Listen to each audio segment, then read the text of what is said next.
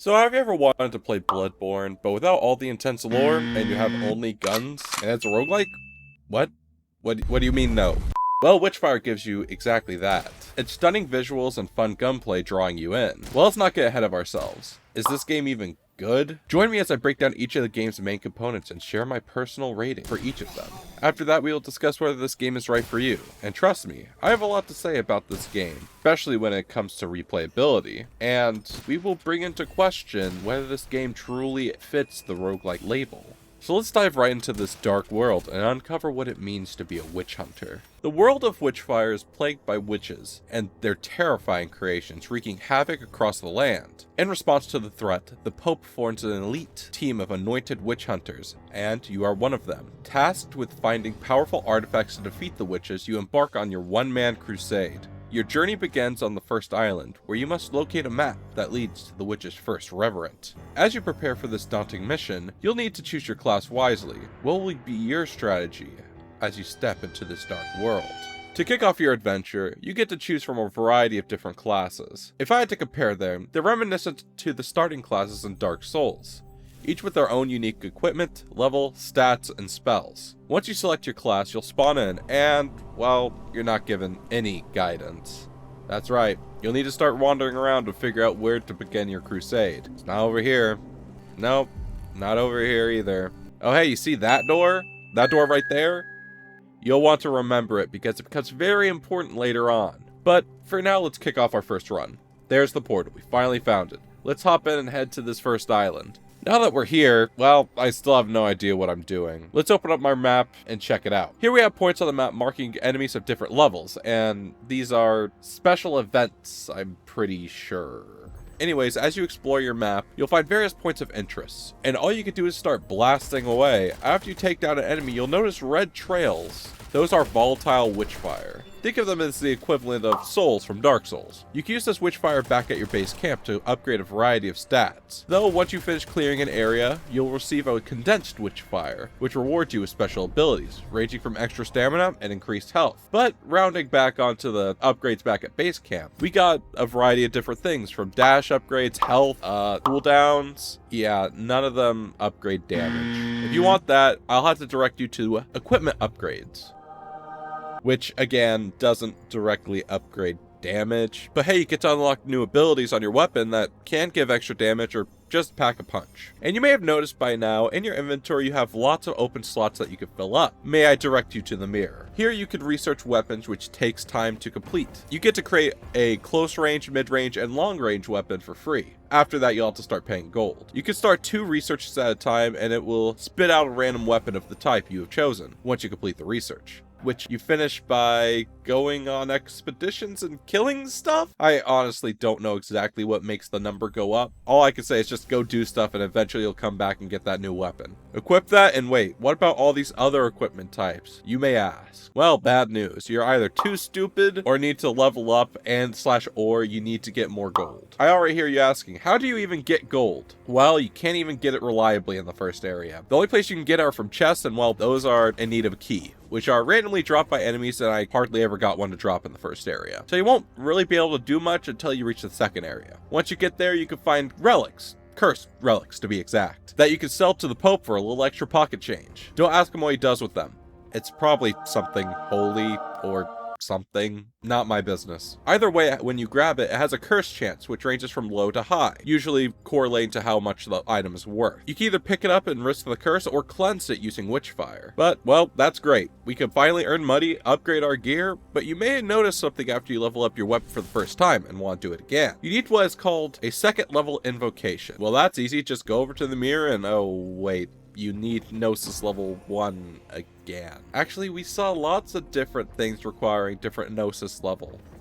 What the hell is that? Well, it's something I've never heard of, but there's a boss in the second area, so maybe if we defeat them, we'll get our first Gnosis level. So let's just go take on this boss. And what do you mean I need a Gnosis level to do this? I don't even know what it is. Luckily, someone in chat finally enlightened me. Do you remember that door I told you to keep in mind? That door? The one at the hallway? Yeah, it's behind that. Unlock it with some Witchfire, and goodness behold, you'll find a table and book to level up your gnosis. The only thing left is how to reliably heal yourself, which at this point, after wandering around your camp for so long, you probably found the brewing station where you can use Angelica to create health potions, and just hold E, and off you go. And any access that is created will be put in your storage, which automatically refills your potions when you die. Aside from that, there is another way to heal, and that's where we play the game, Will This Mushroom Kill Me? That's right, folks. This is the game where we find out if this mushroom will kill you.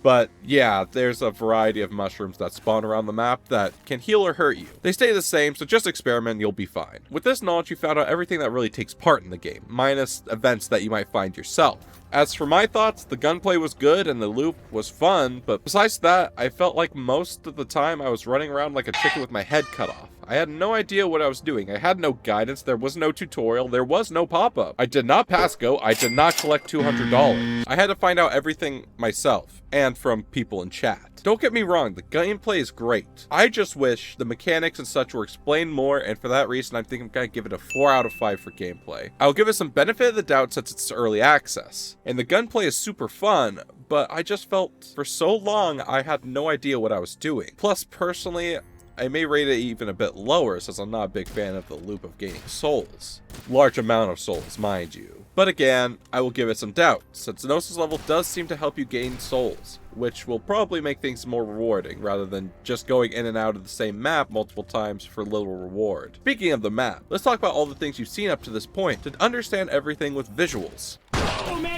Alright, with visuals we have a dark fantasy aesthetic with a very high detail world around you.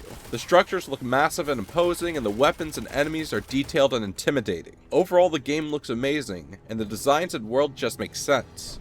Though I will note, if you look at these maps closely, you may notice something a bit odd, at least for a roguelike. Either way, for the reasons I stated before, I will be giving visuals a 5 out of 5. It's not my preferred style, but I have to say everything looks lovely, and not egregiously out of place. And while it looks good, how does it sound? Once you load into the game, you will be met with the ambience of this world. The atmosphere consumes you as you take your first steps on the island, eventually finding your first enemies, which you will feel the impact of your weapon as you hit them, or the pain when you get hit. I love the sound effects and atmosphere of this game. However, when it comes to music, honestly, I know there is some, but I was so focused on doing other things I hardly noticed any differences in music, which isn't bad, but it does take a bit away from it for me. I'm used to so many different tracks in these games that stand out and make me want to go look it up later to re-listen to it and re-experience it. But this game doesn't have that. It's much more focused on the ambiance and the sound effects, which is great and works well together. I just wish there was more to the music, and for that I'm gonna give it a 4 out of 5. The sounds are great, it just doesn't stand out enough for me. But you want to know what really doesn't stand out? The replayability of this game. So, I'm going to start with the positives. The game has a good amount of different areas to explore, a good variety of weapons to unlock, and the progression, while long-winded, is pretty decently well done, just like most Souls-like games. The upgrades you can find are random, so there's some variety to that, but that's about where the positives end. The upgrades you give little build variety, which is fine since the main build is the equipment you create outside of the island. This is much like Moonlighter or Cuisinier, where you have equipment that you upgrade and shift between each run, but it remains stagnant. Sadly, what this game doesn't have is a secondary objective such as a store or restaurant that gives you the feeling you're always progressing. In addition to this, the numbers of materials and time for research can be quite long and grindy, so it can feel like you're not making any progress at all. Of course, the Witchfire grinding is just like any Souls game, so those of you who are more accustomed to that probably won't have as much of a problem with it. It's honestly not the worst, but here's my biggest complaint. You can go on the Steam page, and you can see that when you go to the game, you see that tag there? That one? Yeah, that's a lie. Yeah, I said it. This game isn't even a roguelike or light for that matter. You see it in roguelike and roguelite. There are two main components you need to have. Some form of permadeath where you lose your run. However, there is some kind of material that often stays with you to get stronger, which this game does have. Second, the game must be procedurally generated. Now, you see that's the curious thing. The maps are always the same when you get in them. The only thing that changes are the locations of enemies and different events. And even that, I don't think is completely randomly generated. There are many times where I have left and came back and all my enemy locations are the same. Maybe it only regenerates after you die, which is also not correct based off of these two maps. So even that isn't completely random. What I think happens is there is a few preset maps that can take place, and the game randomly chooses one. Which, if my theory is true, it is not a roguelike, as it is not procedurally generated. And if my theory is not true, and it does randomly place stuff after you die, specifically when you load into the map, I still wouldn't call it a roguelike, because the map itself is the exact same. Sure, what's inside might be different, but it's like saying Helldivers 2 is a roguelike, just because the different objectives on the map can be randomly made. Sure, I guess, but I wouldn't call that procedural generation in the sense of roguelikes. So while it gives you a lot to do, it just simply breaks a fundamental rule of roguelikes. Does that make this a bad game? No, of course not. But it shouldn't have this tag, and well, because of this, replayability comes into question. Sure, it's still very replayable, but not to the level of roguelike should be. So it's hard to give this an accurate representation in the form of roguelike. Overall, I feel you'll be replaying this game over and over again since you have to grind so many souls, but to grade it is hard. I'm gonna give replayability a question mark out of 5. It's hard to rate it in the sense of a roguelike. If I was going to rate it in the sense of a Souls-like game or an extraction shooter, it would be highly replayable because you're leveling yourself up, sure. But with that out of the way, I want to briefly talk about difficulty before my closing thoughts and ratings. Well, it's a Souls-like game. It's going to be hard. Luckily, it's really not as hard or as punishing as other Souls-like games. I would say it's much more under your control, and you can come and go as you want. But you will get overwhelmed if you bite off more than you can chew. And it's just designed to be that way. I'm not going to be wasting much time on this, so I'm going to be giving difficulty a 4 out of 5. Either way, I want to give a quick shout out before moving on to the rating. But before that, if you agree with me or are just enjoying the video, consider leaving a like and subscribing. I would greatly appreciate it. Anyways, back to the shout out. I want to give a quick shout out and a small apology to JaceG810. I never was able to get to your suggestion because I got caught up with some form of the plague, and I apologize, but I found it only fair to shout you out. That being said, I may be slowing down on viewers' choices, and instead just highlighting the most liked comments in every video, just for fun. So feel free to say whatever in the comments, and whatever is liked most, I will show off and give a shout out to the commenter. But anyways, off to the rating. After 5+ hours of wandering the hub looking for the portal to start the game, and remembering this is a Souls-like game, I overall enjoyed the experience, but was let down by the fact that this game doesn't really have any procedural generation at all. Of course, this could be added in the future since it's still in early access, but with that in mind, I will give it not a roguelike out of 5. What? I rate roguelikes, not extraction Souls-like shooters. Okay, fine.